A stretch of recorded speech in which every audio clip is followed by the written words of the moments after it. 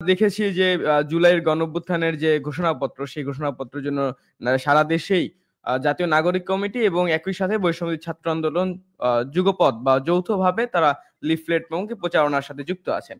সেই জায়গা থেকে যদি একটু ভাবে প্রশ্ন আসে যে জাতীয় নাগরিক কমিটি এবং বৈষম্যবিরোধী ছাত্র আন্দোলন এই এই দুইটি প্ল্যাটফর্ম তারা কি এই অন্তর্বর্তীকালীন সরকারের স্টেক হোল্ডার? তারা কি না, অন্তর্বর্তীকালীন সরকারের বৈষম্য বিরোধী ছাত্র আন্দোলন, আমি বৈষম্য বিরোধী ছাত্র আন্দোলনের কথা বলতে পারি যে বৈষম্য বিরোধী ছাত্র আন্দোলন বর্তমান সরকারের স্টেক হোল্ডার না। বর্তমান সরকারের যেখানে সমালোচনা করা দরকার সেখানে বৈষম্য বিরোধী ছাত্র আন্দোলন যৌক্তিক সমালোচনা করবে এবং ন্যায়নিষ্ঠভাবে সংবাদ জনগণের সামনে তুলে ধরবে।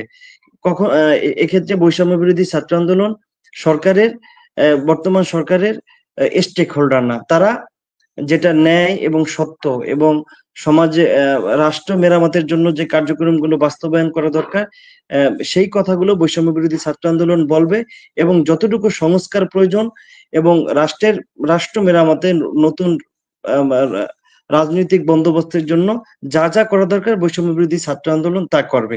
এখন জাতীয় নাগরিক কমিটি যদি বৈষম্য বিরোধী আন্দোলনের বা বৈষম্য বিরোধী এই ছাত্র সংগঠনের সেই চেতনাকে সেই ধারণাকে লালন করে কাজ করে, তাহলে অবশ্যই আমরা তাদেরকে সাধুবাদ জানাবো।